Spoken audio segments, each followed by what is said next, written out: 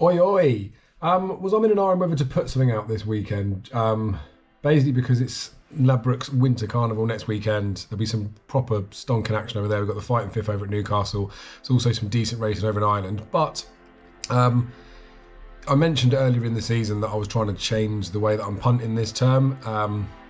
So I thought maybe, rather than doing a preview as I normally would do, either with someone or really targeting lots of the key feature races and just giving my views on there, I'm going to quickly skim through Friday, Saturday and Sunday, telling you the ones that I'll be either paying attention to, ones that I'm only looking to really do the big bets, but the ones that I might say these could be worth like a small poke if that's the way you're inclined, because I know a lot of the people that are watching this maybe are looking for ins, looking for bets that other people may have thought about. So I've got a couple on Saturday that I'm interested in that perspective, a couple I'm interested in just for watching. There's also some there's one especially for Friday, and then we'll quickly skim at Sunday. So we haven't got the Sunday final declarations just yet, but we can get a good fist of it. So without further ado, we'll quickly skim through Friday. There isn't too much in terms of hot action that I want to keep an eye on, to be honest with you. It was actually one at Chepstow that really sort of lured me in. It was a horse INDUNO for David Pipe, Tom Scudamore. I backed this horse and I put him up when he last was seen. That was well over a year ago. I say well over a year ago. It was over a year ago. It's the November meeting at Cheltenham last year where he was backed into a short price fav, suffered an injury, was beaten 4.25 lengths, and we haven't seen him since. Now he has had wind surgery. Previously the form looked like okay. He's in there with like a Mario De Palli, beat him, beat Stonefic. There's some pieces of form where you look at the numbers of those horses now and I don't really want to use horses they've beaten as literal form, because as I touched on with the Twitter post about I Am Maximus, other horses could be on an upward progressive curve. But if we look at his bumper that he ran in his debut bumper at Warwick, over the top that he was beaten by is now a 130 rated horse. Then we can look at the next bumper where he beat Mario De Palli, so the second time after. That horse is now 137 rated. Then he ran in a novices hurdle, beat Stonefic, that's now rated 125.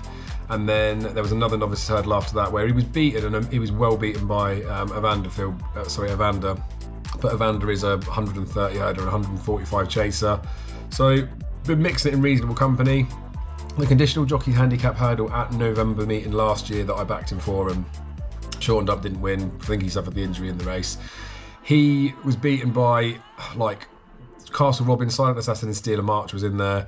Marks for those is 129, 113, 124, but with it being a handicap, there was different weights that were given and got by all of those horses. But I just think he's better than his current mark of 113 is the long and the short of it.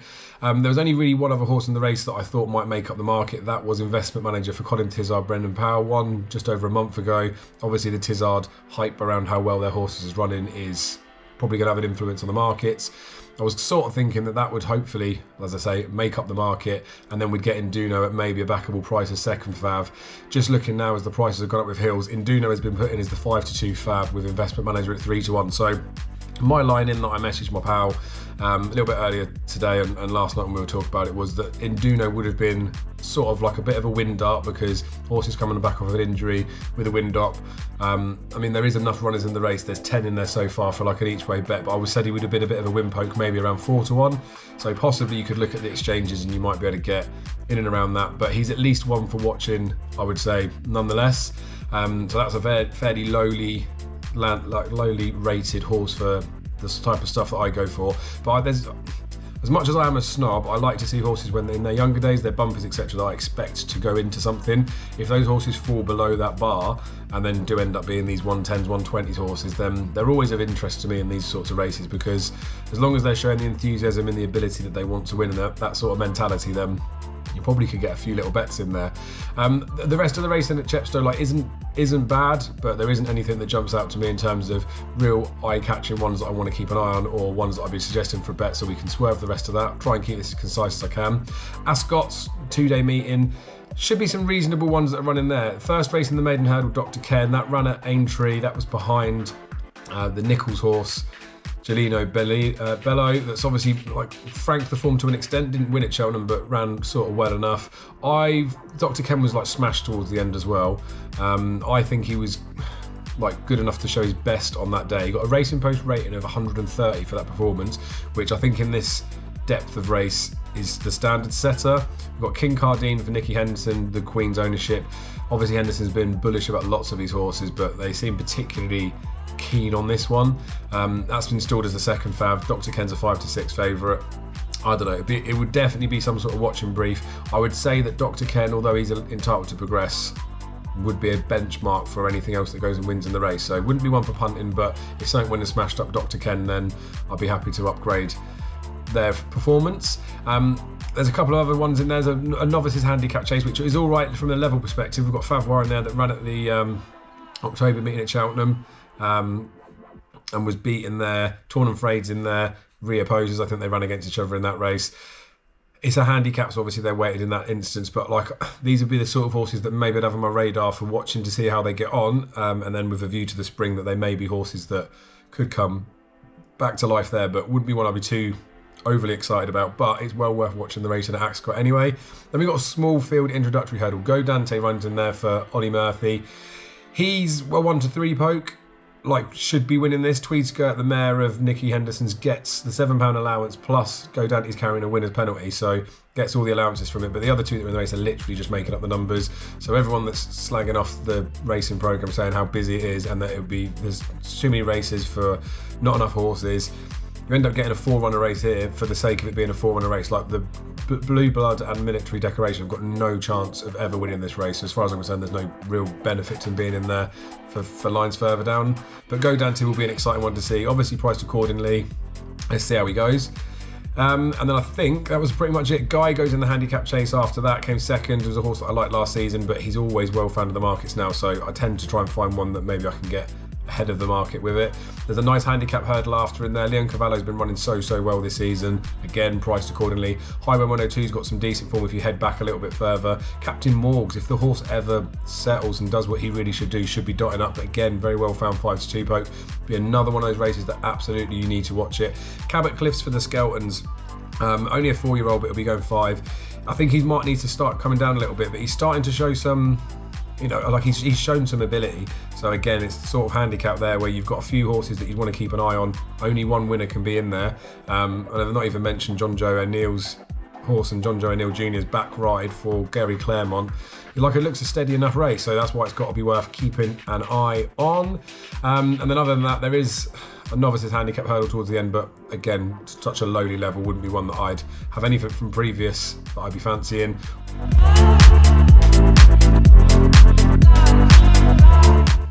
So Saturday's card, we've got decent racing at Haydock, decent racing at Ascot, and obviously over at Gowran we've got Bob Ollinger. I mean, spoiler alert, it's going to run in the beginner's chase. Big field there, so happy days. And again, it'll be the argument of, oh, look at the Irish doing what they're doing, but leave them be, it doesn't really matter, does it? So Saturday, we'll skim through. There's a couple that I kind of like. I want to say for punting perspective, I'm still really trying to look for ones that I really fancy and ones that I can get a bet on. I don't really think any of those are sticking out this weekend. I think the order will do it. We'll have a look at Huntingdon Huntingdon. We will stick to Huntingdon because there's a couple worth watching there.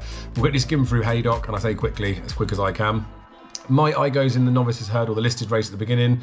Like it's a steady enough race, to be honest with you, but My Eye, I think, is a serious horse. I was so impressed with his debut. I think so many other people were as well. I just think he looks a really nice and genuinely proper horse. So not too much more to say about that one. Like I don't know what sort of price they're going to put him up. We've got a few 120s rated horses that are in there. I think this My Eye's comfortably in the 140s. Whether he's going to be able to put up that sort of a number in Haydock, I couldn't be 100% sure, but like I think he's well ahead of this lot. So any shade of odds against for me would be one to be looking at. And he's the sort of horse that I do need to go through and look at the prices a little bit more, just get into the depth of the other runners in the race to look for potential natural progression and stuff. But he's the sort of horse that I think sort of odds against would be like a suggestible backable price for the followers. But potentially, I don't know, like I say, I need to look at it again. If this horse was popped up at like a 2 to 1 poke with the bookies, I don't think I'd be hesitating having one of my hefty bets on for him. But I like My Eye. I think he looks like he's a proper horse. Then we've got a Stayers handicap chase. Now this is another race that I sort of wouldn't particularly be the sort of thing that I would be looking at in any real great depth, but Amateur for John Flint, I've seen him run a couple of times. He beat Nesta Park at Newbury December last year. Now Nesta Park was like an outside wild one that I thought maybe would go well in a 4 miler, the National Hunt Chase at Cheltenham. So the fact that Amateur beat him, like getting a stone in fairness, but like beat Nesta Park, and I think he was like kind of cosy, like eyed a little bit towards the finish, but I think he won it enough in hand. Followed this horse after when he went to Exeter. He got beaten by Samuel Jackson. He made some big mistakes early on, and admittedly, it's a long way to travel. It's like a 3.5 mile. I think that was 3 miles 6 that day. The mistakes told, I think, on him, and then he duly obliged after at Fosslas, absolutely bolted up, just comfortable, and he just looked real good that day. Now he is up like 19 pounds from that first run where he beat Nesta Park and Neck. I do feel like obviously weight does play a big part in these handicaps. It does play a big part in these staying handicaps, but I think for Amateur, I think he's got a chance. Again, it wouldn't be one that I'll be lumping on. It wouldn't be one that I'll be getting too overly excited, but I think the ground would be better suited for him. If it's like the good to soft ground that it's probably going to be will help him. He'd sort of be one that I'd be maybe watching. Don't think there's an ITV race, so nothing to get too excited about, but just ones as I'm skimming through the card, the sort of horse that I've seen before, and I wanted to give it a mention anyway. Then the Graduation Chase, which is an interesting one because obviously Brave Man's Game goes in here. He gets £4 from Alnadam and Itchy Feet. Pay the Pipers in there as the bottom weight. That gets £3 from Brave Man's Game and 8 from the top two. Now, if we look at official ratings, Alnadam's 145, Itchy Feet's 155, Brave Man Game's 149, Pay the Pipers 141. So on those allowances, if we look at it, Itchy Feet's £10 clear of Alnadam. Itchy Feet's given £4 to Brave Man's Game, so that makes him £2 clear of that horse. And then Itchy Feet's given £8 to Pay the Piper. Sorry, £7 to Pay the Piper, so that makes him 7 clear of that. So really, Itchy Feet and Brave Man's Game would look to be the two with the strongest chance on those numbers. And Itchy Feet does come out on top. Now, Brave Man's Game, for all that he was unbelievably impressive in beating Fuser Raffles in that race, Brave Man's Game fell, didn't he? And was obviously beaten at that point. We've seen him come out since. Fuser Raffles obviously then went and won the Charlie Hall, but was beaten the Charlie Hall. I mean, he's gone and won the race, so you can't argue with it. But he has stepped up from a run after a break, which isn't always Fuser-esque, but maybe as he's getting that little bit more experience. I mean, he is only a 6-year-old going 7. Maybe he might have needed it. And of course, he was giving Brave Man's Game £12 that day. So like, it was a big weight balance to weigh up, and you sort of going into that race as a trainer probably thinking we're probably not going to win this race, but if they had, and they did, the Charlie Hall lined up as a target, then they may not have gone so hard. So all I'm saying is Brave Man's Game, I don't think, ran against a proper fully trying as hard as you can Fuser Raffles. Itchy Feet at Aintree, that race that All Mankind won, I backed Midnight Shadow that day. 28th, I think he was a little bit earlier in the day. Tends to need his run. Obviously, he's now gone on and won the Paddy Power at November last weekend. Itchy Feet on the inside. If you watch it back, if you don't remember it, Gavin Sheehan's trying to pull him out to anchor out with some space. All Mankind's in front of him. Midnight Shadow's on the outside of him, and he's trying to just manoeuvre to come out. I think Itchy Feet with a clear run would have beaten All Mankind, and admittedly, he was getting £7 from him there because it was a handicap. But I think Itchy Feet would have beat All Mankind. Itchy Feet did beat Midnight Shadow, and Midnight Shadow's just gone and won in his handicap after. So I think there's a lot to suggest that Itchy Feet's mark of that 155 is probably doable. I mean, it's £2 higher than he was before. If we take that £2 off, then that brings him about level with what Brave Man's Game's rating is. As the prices stand at the moment, I don't know if they've been fully revised yet, but it's 8 to 11 Brave Man's Game, and then it's 4 to 1 Itchy Feet. Like, I would be, again, it wouldn't be one that I'd be looking to smash into, but I would probably be looking more at Itchy Feet. The only thing with Itchy Feet is he has bled before. I backed him at Kempton when he was running in the, what's it called? The VIP hurdle. He was really, really late coming out of the pre-parade ring. I don't know whether he bled that day, but I think he'd bled at he'd bled before then. I think he even bled at Cheltenham in the Supreme, didn't he? But he looked good at Aintree, is what I'm saying. And yeah, I think it's not necessarily by design that Brave Man's Game's come here. The ground was too fast when he was due to run. I think it's the Rising Star Novices Chase at Wincanton, which didn't happen. So this sort of fits in, doesn't it, with the programme, especially if they're thinking Christmas targets for Brave Man's Game. Look, he's an odds-on poke for a reason. Like, he's got a massive chance in it, but I just think there's too much of a gap between him and Itchy Feet. And if I was looking for a novelty bet or an interest in the race, I think Itchy Feet could do him. Again, with all of this said, if Brave Man's Game now goes and does Itchy Feet, only getting £4 off of him, then we know Brave Man's Game is a serious weapon, and we sort of already know that anyway. Then there's the Betfair Exchange Stayers Handicap Hurdle, which is a grey fee handicap hurdle. There's been some nice winners in this past. Paisley, no doubt. Riggs has been very, very well found now. Slightly annoying because another one, he ran out Aintree. We were told by a couple of people that this was the plan, the 3 mile. They wanted to step him up in trip after. It was sort of 20s, 14s before the declarations came in, and Harry Skelton and Dan Skelton put their Saturday series video up for him. Like, he's very well found in the market now. That doesn't mean he's got any less of a chance. Just makes me think the price has gone a bit on him. So again, like, I wouldn't have had a massive bet on him anyway in this race. That isn't the way that my new style's going to be going, but sort of tempers enthusiasm of getting too stuck in with him. But I know a lot of you out there will think, oh, a winner's a winner. Riggs has obviously got a massive chance in here. Carries a featherweight. Just lots to like about him, and the step up and trip should suit. Yeah, but again, he's well found. He's the sort of one that if he was a 10, 12 to 1 poke, I'd be shouting at you, you need to get on. Then obviously we've got the Betfair Chase. This is an interesting one because Bristol Demai is now 10, isn't he? We know that he's a legend round here, wins and wins and wins. We always thought, I say we, people thought he was a mudlark. That wasn't proved to be the case when he won it in 2018, beating Nathan River on good ground. But that's the thing, we've got to sort of look back and remember that 2018 was when he did that. That was 3 years ago. He was a... I don't think he was a great winner of the race last year, and it's really harsh for me to say this because he did it as a 9-year-old and he beat Flanders Oval in there. It was on heavy ground. I don't know. I just feel like maybe the ground now being the way the ground is going to sort of cost him his chance. We know he handles it, but I think at the age of everything, maybe heavier ground would suit other horses far less than it would inconvenience him. A Plutard obviously comes here as the standard setter. The direction, the way they go around the track, everything should suit for a Plutard, but plenty short enough. There's been talk about it as well that a Plutard's quite often needed a reappearance run. I think if you take it into like race by race perspective of it, when he got beat by Ballyosheen November 2 years ago, I called out that Ballyosheen was a monster bet in that because he's primed for it, the weight allowances, maybe a Plutard needing the run. So I think you can, like, not necessarily upgrade it to be above and beyond, but I think you could possibly upgrade the fact that that was a reappearance run. Like, he still ran really well. It was what was sort of expected of him. So I wouldn't want to be getting stuck into a Plutard at 6-4. I know people would. I wouldn't want to be back in Bristol Demai at 4-1, even though you know he's going to be there or thereabouts.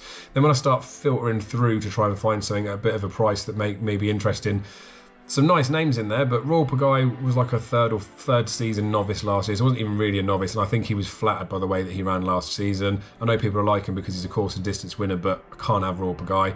Waiting patiently, he's probably a little bit too late for him to be stepping up. He is the same age as Bristol Demai, so any knocks that I could give to Bristol Demai for age completely and utterly counted for waiting patiently because Bristol Demai's been here and done it 3 times, so couldn't really have waiting patiently.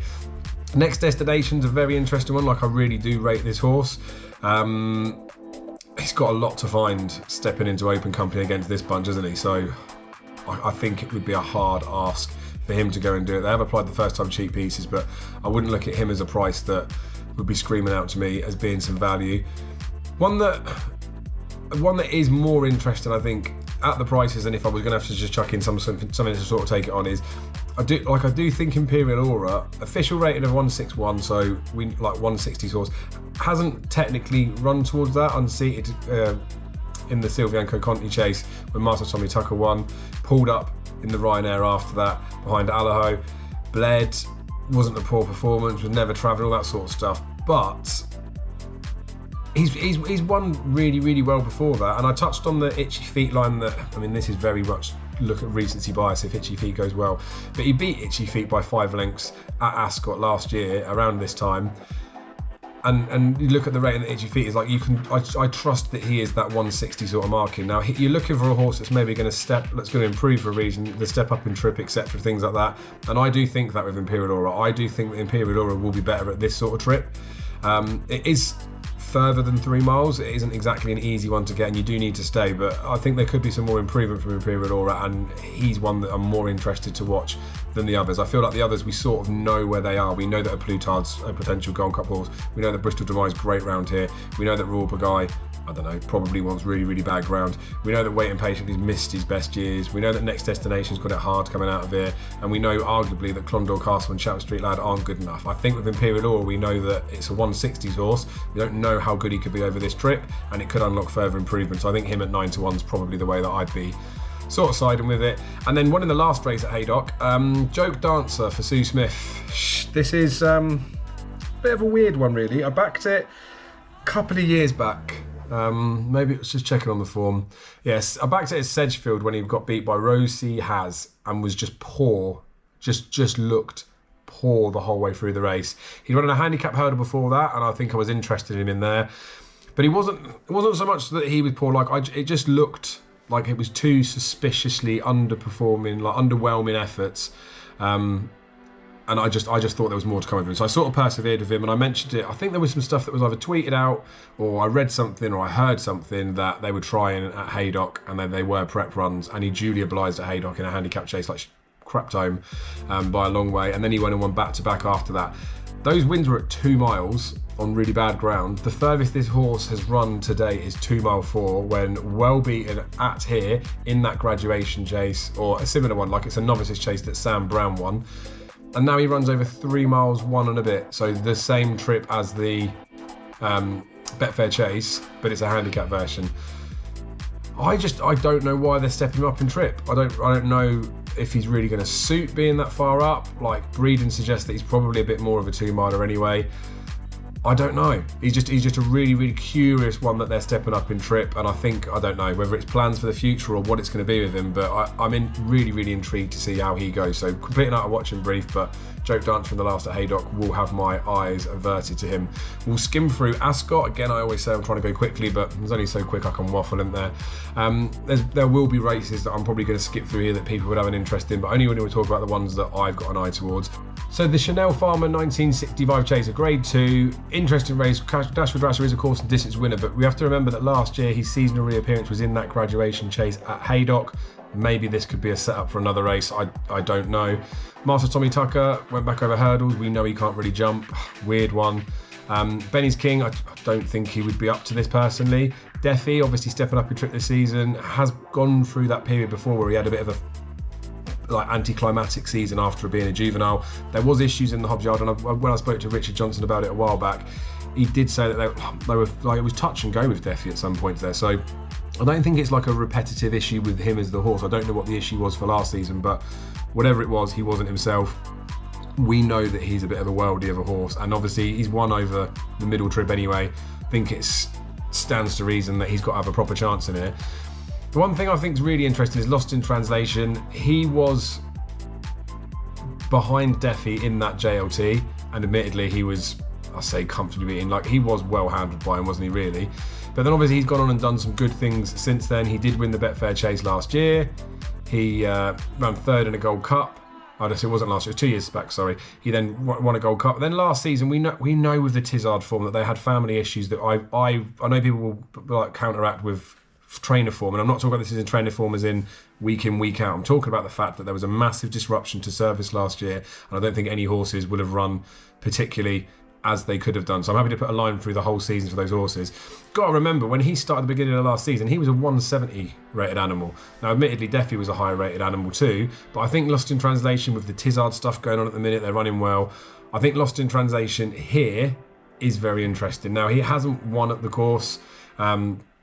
I don't think he's even run here, if I can remember off the top of my head. I'll skim through the form now. I don't even think he's run here. You could maybe argue that a lot of his runs have come left-handed and they've been good, but we can't forget that Carlisle run in the Colin Parker Memorial Chase. Now, that was right-handed and he jumped like a stag. He looked like an absolute beast. So I don't think they're necessarily avoiding going this way round.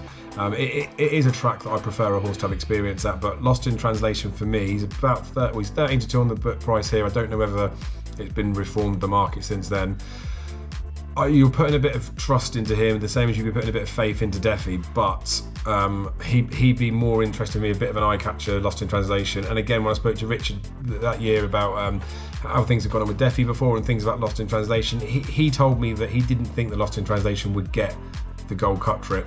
Obviously he sort of did because he came third, that sort of poo-pooed that theory, but this dropping back in trip, I think this is a better suit to him. I think 2 mile 5 is probably in and around his sort of trip. He probably wants maybe an easier 3 miles, but he doesn't want an easy one. He wants on a galloping, undulating track. So I think this is enough of a test here, long and short of it, and I think Lost in Translation could be my idea of one to run really well in this. I like Deffy, we all know I do, but maybe take the pair against the field. Who knows? Then there's the Coral Hurdle. Goshen stepping up in trip. I obviously wasn't keen on him for the Champion Hurdle last year. I still do think that the horse is like a nutter, and I do think that maybe there's better horses out there. But when you look at this race in isolation, it is a Grade 2. Admittedly, he's got to give some weight to some horses like the recent Cesaro, which win a buzz. He's got to be given a chance. Like I think he clearly got some ability. He was so poor at Punchestown as well. The Song for Someone run at Wincanton, I think the ground was really key to him there. And I've talked about this horse with Darryl numerous times, and maybe we think the ground is more crucial to him than it might come off at. Song for Someone obviously is a course and distance winner. Maybe escalated or sort of scaled heights that we wouldn't have expected from him, and maybe that's what's come back after. But he won this, and then he went and won the International at Cheltenham, so he sort of backed up the performance. He's probably about where he should be in terms of rating, 158. I think Goshen, I don't know whether he would make it to a 160s animal, but that he's obviously shown sparks of something before. I've talked about Gary Moore's training regime, where they'll talk about taking him for a cant around the town, going past Tesco's, things like that. Like, they're just not things that you'd expect. I don't know. I don't want to be rude and say not serious training, because he's obviously a great trainer, but I don't know. Maybe some normality for the horse this summer and coming into this season wouldn't necessarily be a bad thing. But I'm really interested to see how he goes, to be honest with you, because you want to see a bit more sparkle from him. Then we got another handicap chase after the 3:15 at Ascot. Now this is a 2 miler one. Sully Dock, we know, had a soft spot before. I think he's too highly rated now.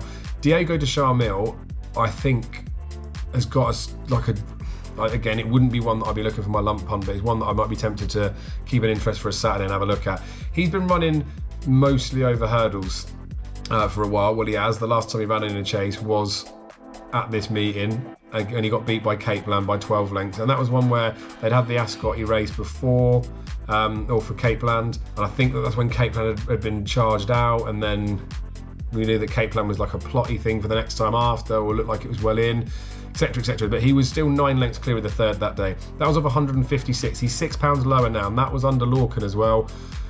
He's only 9 going 10, and I say only when I've been poo-pooing Bristol at 10. I think there's enough in there to suggest that he's not necessarily a £6 worse horse. So Diego de Charmille in that handicap chase, it is only a 7 runner affair, so it would be a win-only dart, but Diego would be carrying a small punt for me if I was forced to say anything. And then there's not too much in the bumper that jumped out to me. Quickly skim over to Huntingdon for the Saturday, because there's a couple of horses I think are worth watching. John Locke for Dan Skelton was fairly weak at Cheltenham in the market when he was beaten by Top Bandit. I think this John Locke's got much more to come. He's 125 rated. Just worth watching this horse for the time being. Wouldn't be a punting perspective, but just worth watching him because he'll pick up a pot somewhere down the line. Maybe we can get a feel of what he's suited by. There was something else. Oh yeah, Rookie Trainer in the handicap chase, the 233. This is a horse that's under the Noel Feely Racing Syndicate. I was at the sales at Cheltenham when Kaylee Woodacott bought this horse, and it had beaten Truckers Pass in its point. Again, the Truckers Pass maybe hasn't achieved the heights that we thought it would do, but he looked like a reasonable purchase. Sounds really snobby, but I wasn't so keen on him going to Kaylee Woodacott to get the best out of him. Maybe I am doubting their capabilities, but there we are. He's then moved to Neil Mulholland after. Fullback's a horse that I really like for the Moors. He was second to him, beating a bit, and then I said to some friends after that up, and I said, well, this will be winning soon, and he did. He won after he beat Cockadacott. That's an Anthony Hullyball horse, I think, or mare.